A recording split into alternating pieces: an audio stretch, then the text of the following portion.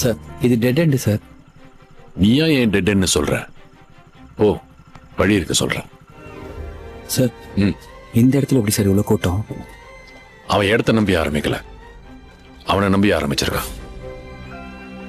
அவன் எங்க கடை வச்சாலும் கூட்டம் அவனை தேடி வரும். எப்படி இருக்கு? சூப்பரா இருக்கு, செமையா இருக்கு. இப்ப புரியுதா ஏன் இவ்வளவு கூட்டம் வருதுன்னு? திருநெல்வேலியில இருட்டு கடை பத்தி தெரியுமா? தெரியும் சார். ஒரு காலத்துல கோயில் எதிர்த்தாப்புல கரண்டே இல்லாம இருட்டுல ஆரம்பிச்சுது, அதனாலதான் பேர் இருட்டு கடை.